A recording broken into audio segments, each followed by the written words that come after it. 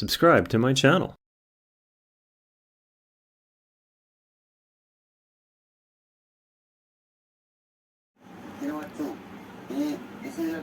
ఎలాంటి భయపడే అవసరం లేదు.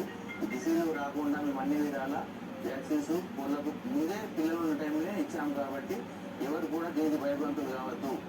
ఏదో విధంగా గుడ్లు కానీ చికెన్ కానీ తినగలరు. నిజామాబాద్ కామారెడ్డి జిల్లాలో కోళ్లు మృతి చెందడంతో వెటర్నరీ పశుసంవర్ధక శాఖ అధికారులు కోళ్ల ఫారాలను పరిశీలించారు. పలు ఫార్మ్స్ నుండి రక్తపు నమూనాలు సేకరించి ల్యాబ్కు పంపించారు. నివేదికలు వచ్చాక జరిగిన నష్టానికి కారణం ఏంటో తెలుస్తుందన్నారు.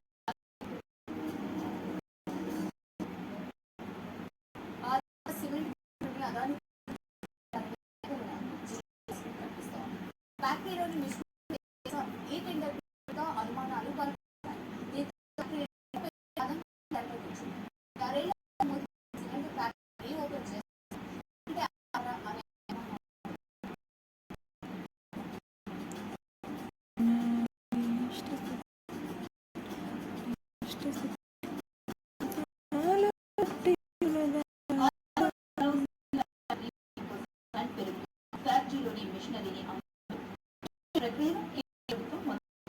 గతేడాదిలోనే టెండర్ల ప్రక్రియను ప్రారంభించిన ఎస్ఎండీ లోక్సభ ఎన్నికల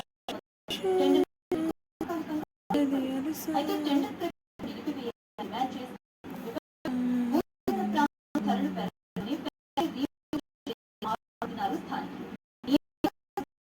3 కోట్ల దీంతో ఈ ప్రాంతంలో వ్యక్తం చేస్తున్నాయి.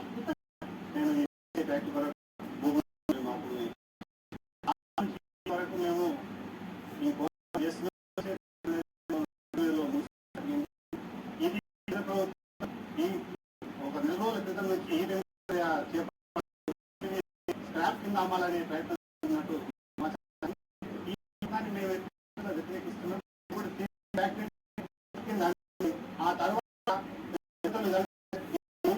మా రైతులు పెద్దవాళ్ళకి అప్పగించే ప్రయత్నం జరుగుతున్నట్టు మాకు అస్తిత్వాన్ని కోల్పోకుండా నడిపి మాకు లేదు తిరిగి మా భూములు మాకు అత్యంత 1978 సంవత్సరం కోసం అన్నారు నిర్వాసితులు. ఫ్యాక్టరీని అర్థాంతరంగా తీసేశారన్నారు. ప్రాసెస్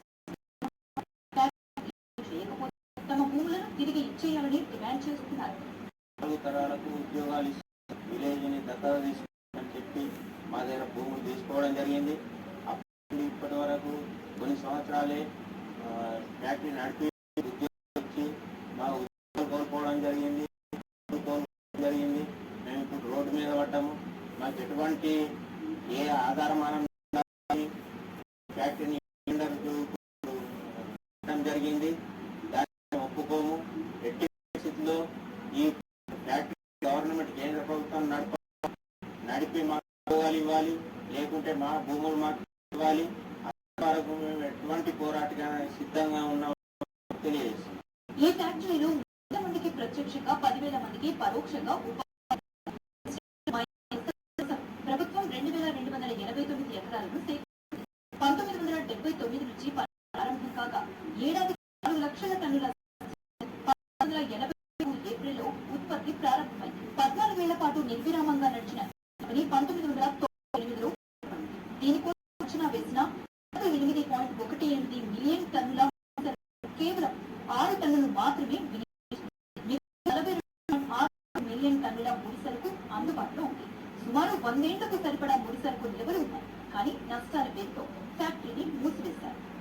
ప్రభుత్వమే ఒకవేళ మిషన్లు కనుక పాడైపోయి ఉంటే లేదా స్క్రాప్ కనుక చేసి ప్రారంభించాలి. ప్రభుత్వమే చేపట్టి ప్రైవేట్ వాళ్ళకి అప్పచెప్పేసేసి భవిష్యత్తులో ప్రైవేట్ పరంగా లేదా ఈ భూముల్ని రియల్ ఎస్టేట్ వ్యాపారులకు అమ్ముకోవడమా? ఈ రోజు రాష్ట్ర ప్రభుత్వం కూడా సానుకూలంగానే ఉన్నది. మరి అప్పుడు కేంద్ర ప్రభుత్వం ఈ సంస్థను కోసమో లేదా ఈ భూముల్ని రియల్ ఎస్టేట్ వ్యాపారులకు కట్టపెట్టడం కోసమో ప్రయత్నం చేయడం అనేది సమంజసం కాదు అని చెప్పి సిపిఎం పార్టీకి డిమాండ్ చేస్తాం. వెంటనే నోటిఫికేషన్ ని వెనక్కి తీసుకోవాలని చెప్తా ఉన్నాము. రోజువారీ కూలీలలాగా కాకుండా ఎకరానికి కొంత అమౌంట్ మాట్లాడుకొని 2-3 రోజులు రోజుల్లో చేసే పని ఒక రోజులోనే చేసి వెళ్తున్నారు అని తొందరగా అవుతుండటంతో వీరికే ప్రాధాన్యత ఇస్తున్నారు రైతులు. దీనివల్ల మాకు ఏమవుతుందంటే అధిక ఖర్చులు ఏర్పడుతుంది. ఆ కూలీలను తీసుకోవడం వల్ల ఇక్కడ తీసుకురావడం వల్ల ఆ ట్రాన్స్పోర్ట్ ఛార్జీలు కానీ వాళ్ళకి ఇక్కడ షెల్టర్ ఇవ్వడం కానీ మళ్ళీ వాళ్ళ ఫుడ్ అరేంజ్ చేయడం కానీ ఇటువంటి వల్ల కూడా మాకు ఇంకా కొద్దిగా అధిక భారం పడుతుంది.